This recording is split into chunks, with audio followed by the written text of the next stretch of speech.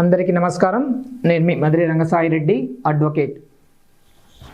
ఈరోజు ఆంధ్రప్రదేశ్ కూటమి రథసారథి ఎవరైతే ఉన్నారో చంద్రబాబు నాయుడు గారు, ముఖ్యమంత్రి గారు, ప్రతి విషయాన్ని కూడా కింది స్థాయి నుంచి సర్వే తెప్పించుకోవడము, ఆ సర్వేకు అనుగుణంగా వాళ్ళ ఎమ్మెల్యేలకు శిక్షణ ఇవ్వడము, వాళ్ళని కంట్రోల్ చేయడము, దిశానిర్దేశం చేయడము, ఇవన్నీ సర్వసాధారణంగా జరుగుతూనే ఉంటాయి.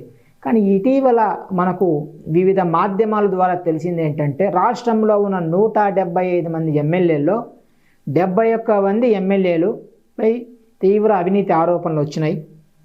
అలాగే వాళ్ళు చాలా తప్పులు చేస్తున్నారు, వాళ్ళు మినిమం మార్క్ కూడా రీచ్ కాలేదు, వాళ్ళ మీద ప్రజా వ్యతిరేకత ఎక్కువ ఉంది, రాబోయే ఎన్నికల్లో వాళ్ళకి సీట్ ఇచ్చే వాళ్ళు ఓడిపోతారు అని ఒక నిజమైతే మనకు వివిధ మాధ్యమాల ద్వారా తెలుస్తుంది. ప్రధానంగా మనం ఇక్కడ అర్థం చేసుకోవాల్సింది ఏంటంటే, గత వైసీపీ ప్రభుత్వం కొన్ని వర్గాలకు, కొంతమందికి మాత్రమే సంక్షేమం అందించడం కోసం అభివృద్ధిని ఆపేసింది, అభివృద్ధి చెయ్యలేదు. అట్లాగే కింది స్థాయి ఎమ్మెల్యేలు తప్పు చేశారు, దౌర్జన్యాలు చేశారు అని భారీ మెజారిటీ కూటమికి ఈరోజు ఇచ్చారు. కానీ ఈరోజు ఈ సర్వేల పరంగా పబ్లిక్ యొక్క అభిప్రాయాల సేకరణ చూస్తుంటే, ఈరోజు మద్యం మాఫియా అయితేమి, అలాగే ఇసుక మాఫియా అయితేమి, అలాగే మిగతా రకరకాల మాఫియాలు అయితేమి, ఇవన్నీ చూస్తూ పోతే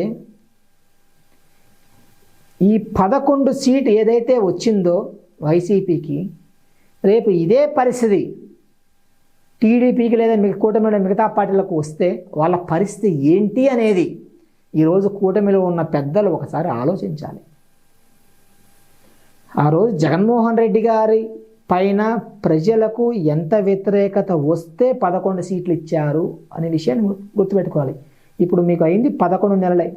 11 నెలలనే ఇంత ప్రజా వ్యతిరేకత మీ ఎమ్మెల్యేల పైన వస్తుందంటే, కొంతమంది ఎమ్మెల్యేలు అడ్డు అదుపు లేకుండా బోర్డులు పెట్టి సైతం ఇసుకను అమ్ముకుంటున్నారు. అట్లాగే మద్యం ఒక మాఫియాలాగా ఏర్పడి మద్యం కుంభకోణం చేస్తున్నారు. దీనికి కారణం ఎవరు? మీరు కంట్రోల్ చేయకపోతే టీడీపీని నమ్ముకున్న కార్యకర్తల భవితవ్యం ఏంటి?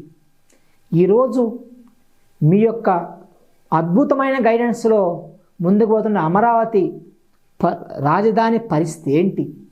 ఇవన్నీ మీరు అర్థం చేసుకోవాలి. మీ ఎమ్మెల్యేలను మీరు కట్టడి చేసుకోకపోతే మాత్రం భవిష్యత్తు టీడీపీకి చాలా అంధకారంగా ఉంటుంది అని అయితే అర్థమవుతుంది.